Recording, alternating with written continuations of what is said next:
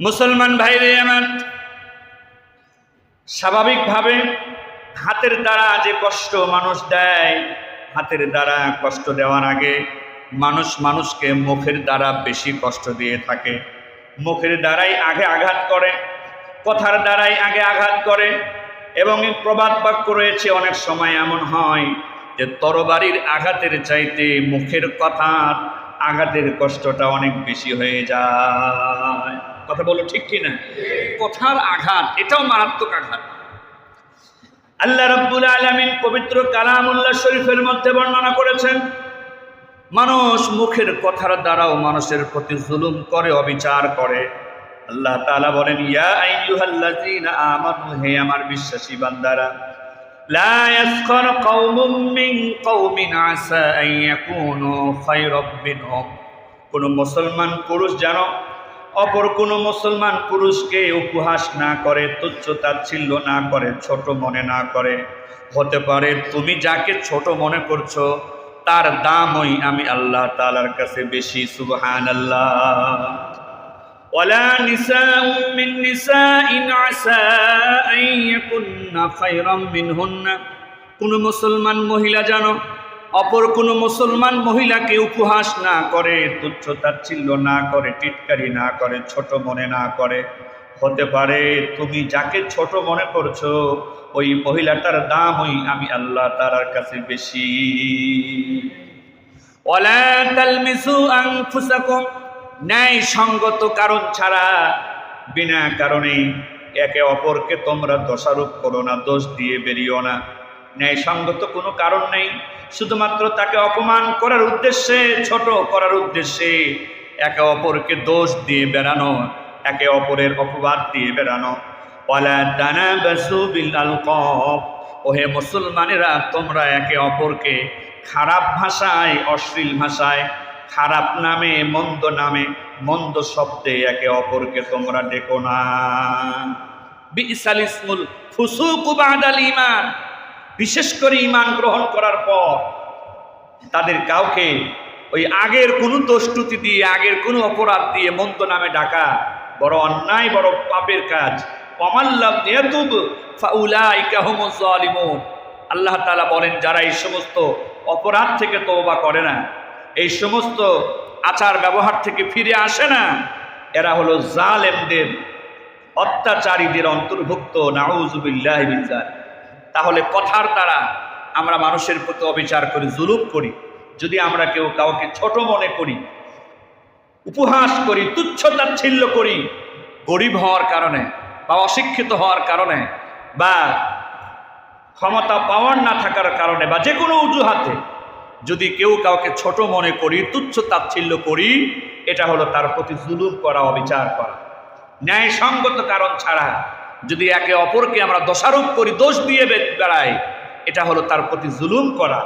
যদি একে অপরকে খারাপ ভাষায়, খারাপ নামে, মন্দ নামে আমরা ডাকাডাকি করি, এটা হলো তার প্রতি জুলুম করা। আমরা এটা করি কি করি না? অনেক সময় আমরা একে অপরকে ছোট নজরে দেখি, উপহাস করি, তুচ্ছ তাচ্ছিল্য করি। এই উপহাস মুখের কথার দ্বারা হতে পারে, এমনকি চোখের ইশারা ইঙ্গিত দ্বারা হতে পারে। ইশারা ইঙ্গিত করেও মানুষ মানুষকে টিটকারি করে, তুচ্ছ তাচ্ছিল্য করে। আল্লাহ তাআলা নিষেধ করে দিয়েছেন। মুসলমান ঈমানদার আল্লাহ তাআলার কাছে বড় দামের বিষয়, বড় সম্মানের বিষয়, মর্যাদার বিষয়।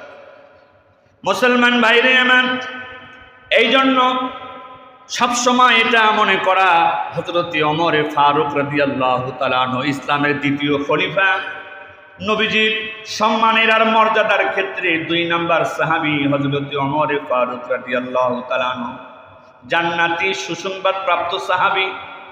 এত বড় সাহাবী, কাল কিয়ামতের কঠিন ময়দানে বিশ্ব নবীর উম্মতেরা যখন জান্নাতে যাবে, 1 নম্বরে আবু বকর জান্নাতে যাবে, 2 নম্বরে হযরত ওমর জান্নাতে যাবে। সুবহানাল্লাহ। এমন একজন জান্নাতি মানুষ হযরত ওমর ফারুক রাদিয়াল্লাহু তাআলা আনহু, তিনি আলোচনা করতেন, বক্তব্য দিতেন এভাবে, আমি যখন আল্লাহ তাআলার দয়ার দিকে আর মায়ার দিকে তাকাই, তখন আমি ওমরের মনে হয় আল্লাহ তাআলা যদি কাউকে জান্নাত দান করে তাহলে আমি ওমরকেই আগে জান্নাত দান করবেন। আর যখন আমি ওমর আল্লাহর আযাবের দিকে তাকাই, আল্লাহর কঠোরতার দিকে তাকাই, আল্লাহর শাস্তির দিকে যখন তাকাই, আমি ওমরের মনে হয় আল্লাহ যদি কোনো ব্যক্তিকে জাহান্নামে দেয়, মনে হয় আমারই আগে জাহান্নামে দিবে। অর্থাৎ আল্লাহ তাআলার প্রতি আশাও রাখা, আবার আল্লাহ তাআলাকে ভয়ও করা, দুইটাই করতে হবে। আল্লাহ আমাকে ক্ষমা করতে পারেন, জান্নাত দিতে পারেন, আশা রাখা, আবার চাইলে তিনি আমাকে আযাবও দিতে পারেন, এটাও ভুলে যাওয়া যাবে। হযরত ওমরের মতো জান্নাতি মানুষ, ইসলামের দ্বিতীয় খলিফা যদি এই চিন্তা করে, আল্লাহ তাআলার দয়া যদি পাই আমি জান্নাতি হব, আর যদি দয়া না পাই আমাদের জাহান্নামে যেতে হবে। তা আমরা এমন কি হয়ে গেছি, এমন কি দানবীর হয়েছি, এমন কি নামাজি হয়েছি, এমন কি বড় হাজি হয়েছি, এমন কি বড় আমলদার হয়েছি, আর একজন মানুষকে দেখলেই কেন আমার ছোট মনে হয়, কেন তুচ্ছ তাচ্ছিল্য করি, কি কারণে?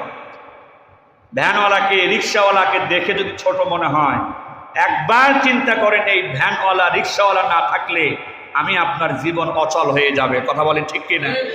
বাড়ির কাজের লোককে দেখলে ছোট মনে হয়, এই কাজের লোকের কারণেই আরামে তোমার সামনে সুন্দর খানা রান্না তোমার সামনে চলে আসে, তার ঘামের বিনিময়ে, শ্রমের বিনিময়ে। কেন ছোট মনে হয়?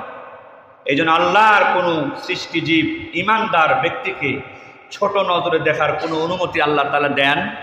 কালো হওয়ার কারণে ছোট মনে হয়, এই কালো কি সে নিজে বানাইছে? কে বানাইছে?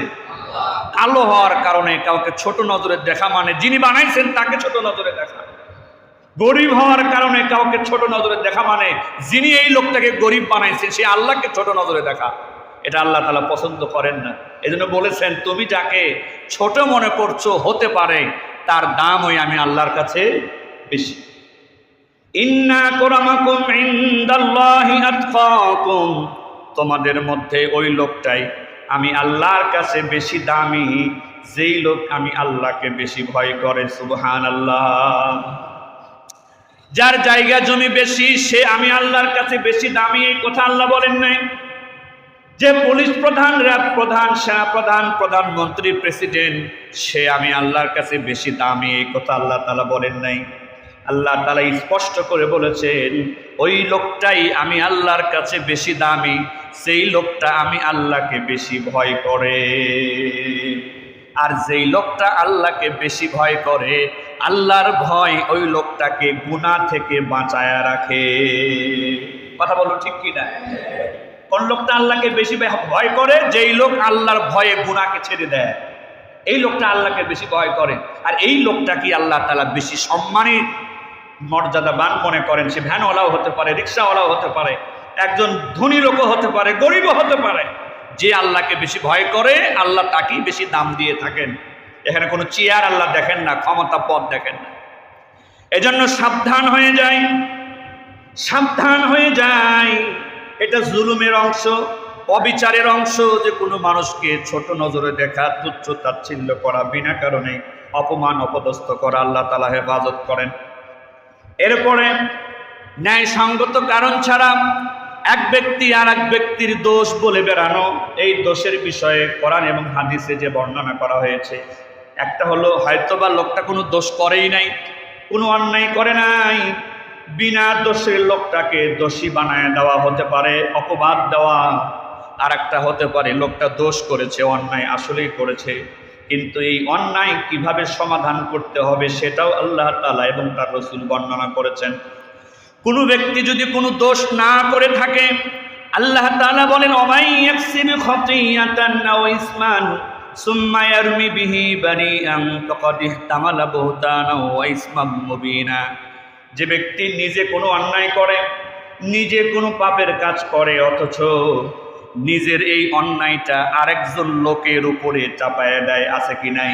দোষ করেছে নিজে, স্বীকার না করে এই দোষটাকে আরেকজন নিরপরাধ মানুষের উপরে চাপিয়ে দেয়, অপবাদ দেয়, মিথ্যা অভিযোগ দেয়। আল্লাহ তাআলা বলেন এই লোকটা আমি আল্লাহর কাছে স্পষ্ট প্রকাশ্য পাপিষ্ঠ এবং অপবাদের গুনাহ সে বহন করে। বিনা কারণে কাউকে দোষ দেওয়ার কোনো সুযোগ নাই, অথবা একজনের দোষ আর একজনের উপরে চাপিয়ে দেওয়ার কোনো সুযোগ নাই। এগুলো জুলুমের অন্তর্ভুক্ত। আর যদি লোকটা দোষ করে, কোনো ব্যক্তি যদি গোপনে কোনো অন্যায় করে, আপনি গোপনে অন্যায়টা জেনেছেন, ইসলাম শিক্ষা দিয়েছে সেই অন্যায় মানুষ গোপনে করে, তুমি গোপনে জানতে পেরেছ, গোপনেই এই অন্যায়টাকে তুমি সমাধান করে দাও। মুসলমানের গোপনে ঘটে যাওয়া কোনো অন্যায় আগেই সামনে নিয়ে আসা উচিত না। গোপনে করেছে, লোকটা কেন গোপনে করেছে? অন্যায় মনে করে দেখেই তো গোপনে করেছে।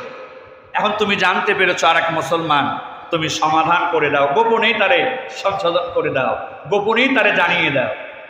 2 নম্বরে, কোনো মানুষ প্রকাশ্যে অন্যায় করতে পারে।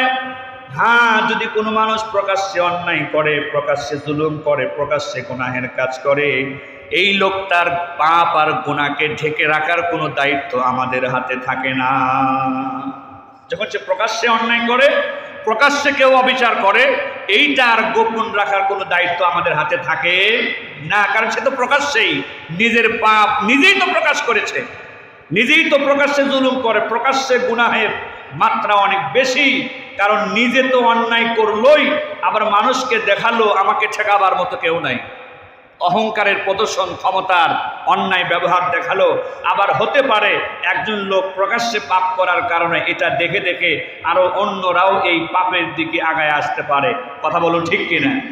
এই জন্য গোপনে কোনো অপরাধ যদি আপনি জানেন, আল্লাহ তাআলা শিক্ষা দিয়েছেন, আমার বান্দার ঘটে যাওয়া গোপন গুনাহকে তুমি গোপনে সমাধান করে দাও। যদি তাকে বলা না যায়, তাহলে তার যারা মুরব্বী, যদি সন্তান হয় তার বাবাকে বলতে পারো, স্ত্রী হয় স্বামীকে বলতে পারো, ছোট ভাইয়ের ভুল জানলে বড় ভাইকে বলতে পারো। অর্থাৎ কোনো মানুষের গোপন অন্যায় সমাধানের জন্য তার মুরব্বীর কাছে এই নিয়তে বলা যায়, যাতে এই মুরব্বী এই গুনাহ থেকে এই লোকটাকে কি করতে পারে, ফিরে আনতে পারে। আর প্রকাশ্যে অন্যায় হলে এইটাকে আর গোপন রাখার কোনো প্রয়োজন নাই। তো যেই গুনাহ গোপনে হয়েছে, এই গুনাহটা তাকে না বলে অথবা তার মুরব্বীদেরকে না বলে 3 রাস্তায় মোড়ে বসে বসে গল্প করা, 4 রাস্তার মোড়ে মোড়ে বসে 4 দোকানে গল্প করা। অন্যায় যে করেছে তাকে আমি বললাম না, অন্যায় যে করেছে তার মুরব্বীকেও বললাম না, কিন্তু আমি আরামে এই দোষটা 4 দোকানে বসে বসে আমি ঝড় তুলে ফেললাম। এটাকে বলা হয় গীবত।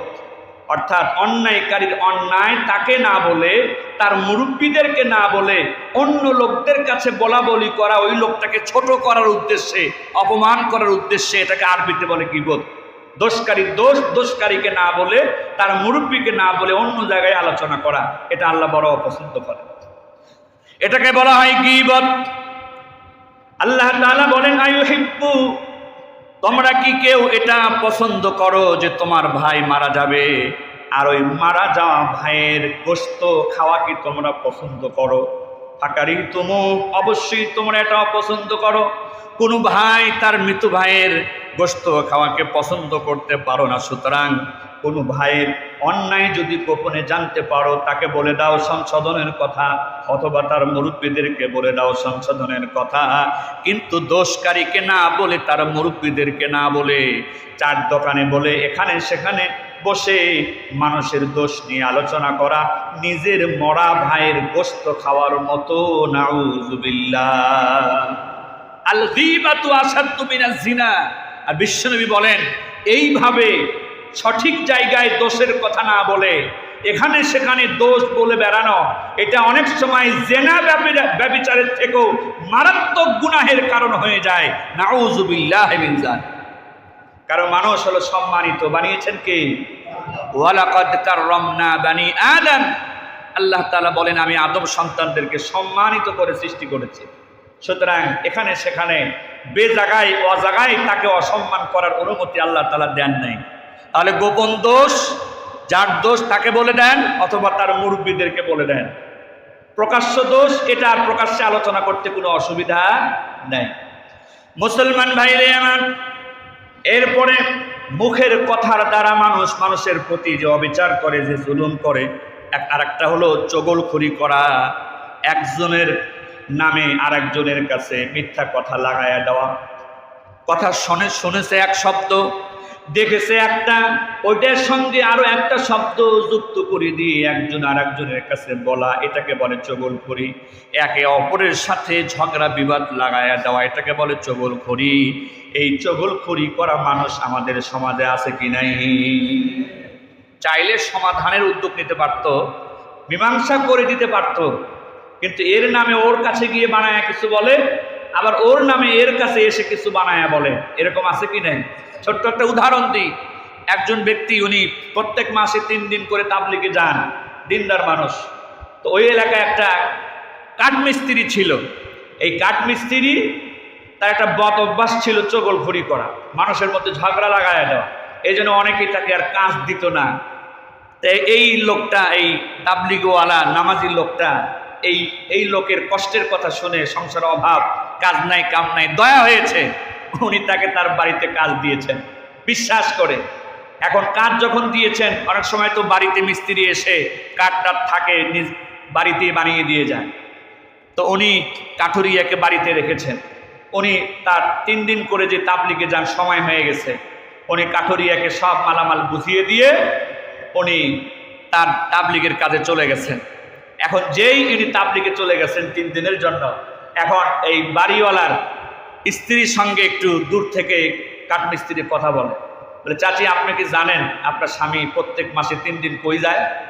হ্যাঁ, উনি তো তাবলিগে যায়। কোনো মাসে কি বাদ দেয়? না তো, কোনো মাসে বাদ দেয় না। দেখেন, তাবলিগে যদি যায় কোনো মাসে তো বাদ পড়ার কথা, কিন্তু কোনো মাসে যে বাদ দেয় না, আমি কিন্তু তার খবরটা জানি, কিন্তু আপনাকে বলবো কিনা চিন্তা করতেছি। না না না, বলো বলো, তুমি কি জানো? বলে সে আরেকটা বিয়ে করেছে, তাবলিগের নামে প্রত্যেক মাসে 3 দিন ওই বইয়ের কাছে যায়। এটা আমি জানি, আপনারা বলে না। খুবই সর্বনাশ হতে পারে, তাই তো কোনো মাসে 3 দিন যাওয়া বাদ দেয় না। তাবলিগ হলে তো মিসও হওয়ার কথা ছিল।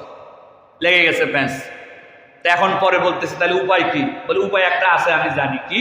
বলে আপনার স্বামী যদি বাড়িতে আসে, আসার পরে আপনি যদি তার একটা দাড়ি যেভাবে হোক একটু খুলে কেটে আমাকে দিতে পারেন, আমার কাছে একজন ভালো কবিরাজ আছে, এই দাড়ি দিয়ে আমি একটা তাবিজ বানায় দিব, দিলে আজীবন এই স্বামী আপনাকে ছাড়া আর কারো কথা মনে করবে না।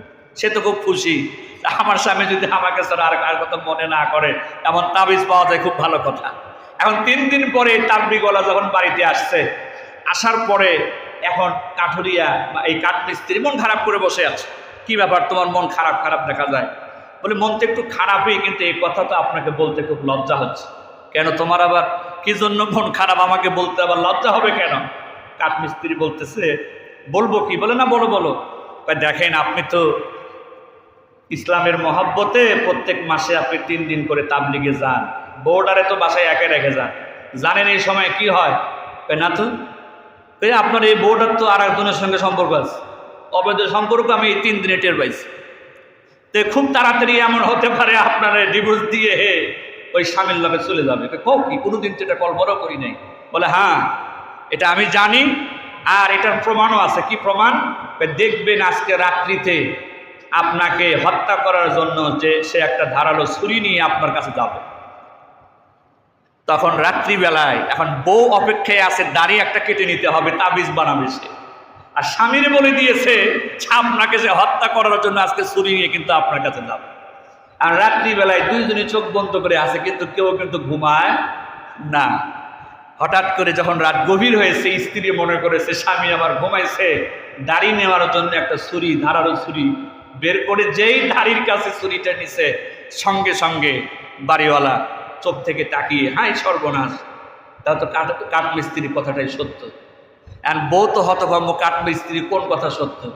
এই যে তোমার একটা মানুষ ছেলের সাথে খারাপ সম্পর্ক, আর তুমি তার কাছে যাবে, এই জন্য আমাকে হত্যা করার মতো সিদ্ধান্ত নিয়েছো। হাই নাউজুবিল্লাহ, আপনাকে এই কথা কে বললো? বলে কাঠমিস্ত্রি বলেছে। একটু শোনেন আমার কথাটা, তারপরে যা খুশি করেন। কি কথা? বলে বাটপার আমারে বলেছে আপনার নাকি আর একটা বউ আছে। এইরকম একটা উদাহরণ দিলাম আর কি। এরকম বহু বাটপার, বহু চগলখোর লোক সমাজে আছে। আপনার কাছে বসে আপনাকে পাম্পট্টি দিয়ে আপনার কাছে চা খাবে, পান খাবে, আবার আরেকজনের কাছে বা আপনার দুশ্মনের কাছে গিয়ে আবার এমন কথা লাগায় দিবে যাতে আপনাদের মধ্যে দ্রুত মারামারি লেগে যায়। আছে কি নাই? আল্লাহর হাবিব বলেন, লা ইয়াদখুলুল জান্নাতা নাম্মাম।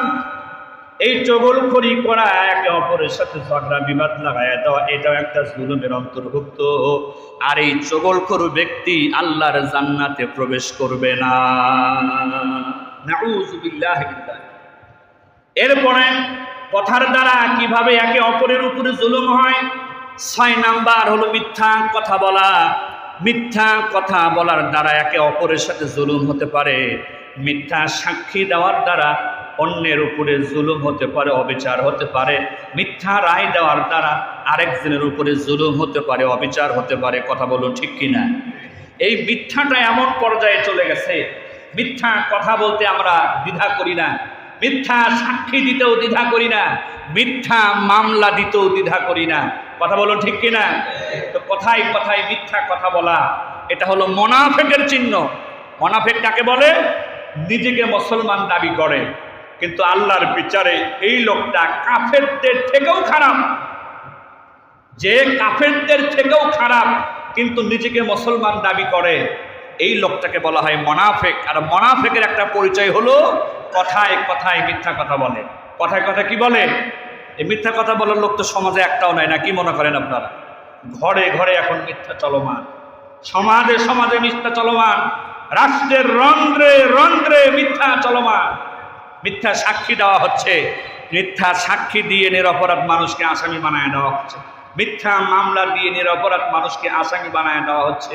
এই মিথ্যা সাক্ষী দেওয়া, মিথ্যা কথা বলা, মিথ্যা মামলা দেওয়া, আল্লাহ তাআলা নিজে বলেন যে আলা লানাতুল্লাহি আলাল কাযিবিন, মিথ্যাবাদীদের উপরে আমি আল্লাহর অভিশাপ।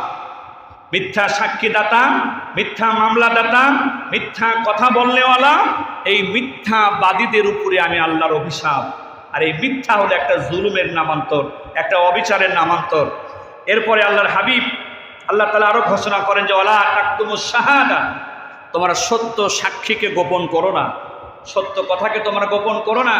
ওমাই ইয়াকতুমহা ফাইন্নাহু আসিবুন কলবু, যারা সত্যকে গোপন করে, সত্যকে লুকিয়ে রাখে, এদের অন্তর হলো পাপিষ্ঠ অন্তর, এদের অন্তর হলো মানে নাপাক অন্তর হিসেবে আল্লাহ তাআলা উল্লেখ করেছেন। এরপরে আল্লাহর হাবিব সাল্লাল্লাহু আলাইহি সাল্লাম বলেন যে আল কাযিবু ইহলিক, মিথ্যা এটা তোমাকে ধ্বংস করে দিবে, মিথ্যা ধ্বংস ডেকে আনে।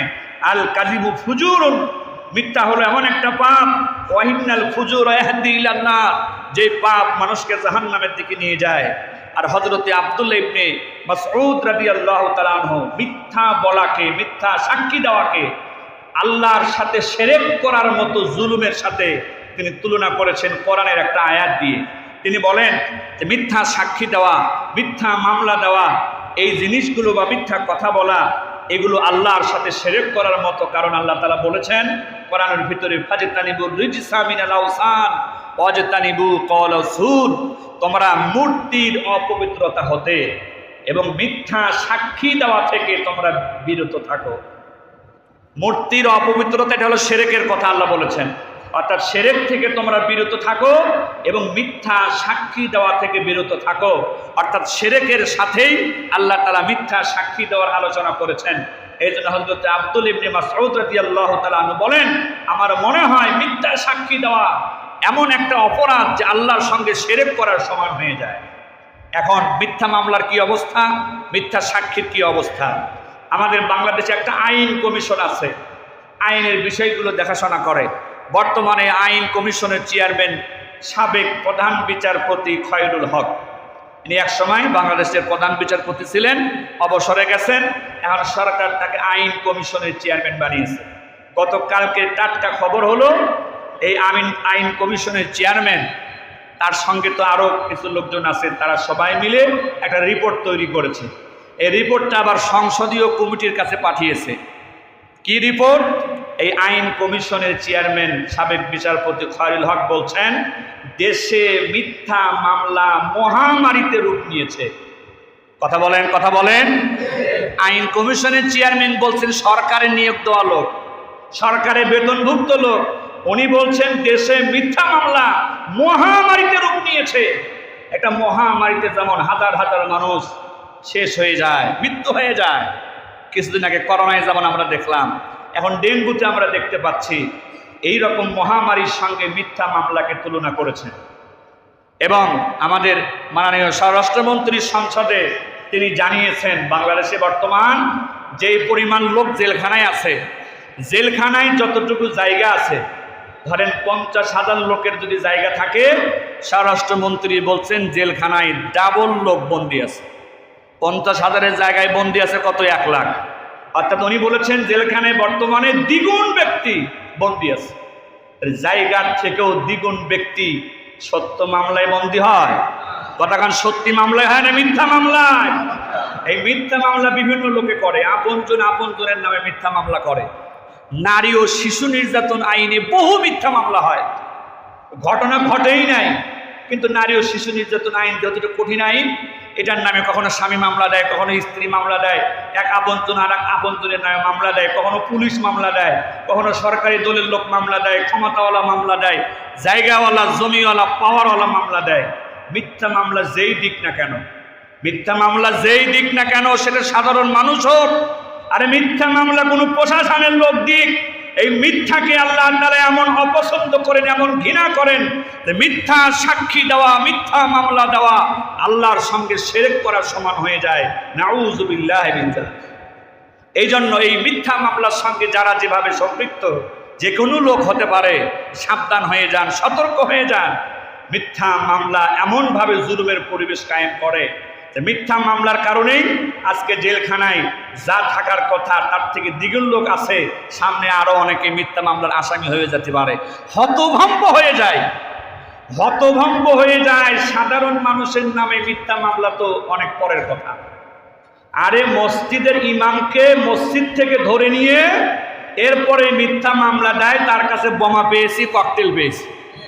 বিশ্বাস না হয় মামলাগুলো খুঁজে দেখেন, যত আলেম জেলে আছে বা যত ব্যক্তি জেলে আছে, শুধু 2-1টা মামলা না, অনেক মামলারই নিয়ে গেছে মাহফিল থেকে ধরে, নিয়ে গেছে মসজিদ থেকে ধরে, নিয়ে গেছে ইমাম সাহেবকে তার বাসা থেকে, অথচ মামলার কাগজে লেখা আছে বোম পাওয়া গেছে, ককটেল পাওয়া গেছে, গাড়ি ভাঙচুরের কাজে উনি জড়িত। কলিজা ফেটে যায়। তোমার হাতে আইনের কাগজ আছে, বন্দুক আছে, এই জন্য যার তার নয় মিথ্যা মামলাটা দিয়ে দিলা। আবার অনেক সময় পুলিশ খালি না, এলাকার ক্ষমতাওয়ালারাও পুলিশকে চাপ দিয়ে মিথ্যা মামলা করায় কি করায় না? এলাকার ক্ষমতাওয়ালারাও মিথ্যা মামলা করায়। ভাই সাবধান হয়ে যান, সতর্ক হয়ে যান। মিথ্যা সাক্ষী দেওয়া, মিথ্যা কথা বলা, মিথ্যা মামলা করাকে আল্লাহ তাআলা বড়ই ঘৃণা করেন, বড়ই অপছন্দ করেন। এটা মারাত্মক পর্যায়ের জুলুম, এমনকি আল্লাহর সঙ্গে শিরক করার পর্যায়ে চলে যায়। এটা আল্লাহ তাআলা ক্ষমা করবেন না। দুনিয়া থেকেই সাজা শুরু হবে, আর মৃত্যুর পরে সাজাটা যে কি পরিমাণ এটা আল্লাহ তাআলাই ভালো জানে। আল্লাহ তাআলা আমাদের সকলকে একে অপরের প্রতি জুলুম করা থেকে, কথার মাধ্যমে জুলুম হোক আর কাজের মাধ্যমে জুলুম হোক, জুলুম করা থেকে আল্লাহ হেফাজত করেন। সকল বলি আমিন।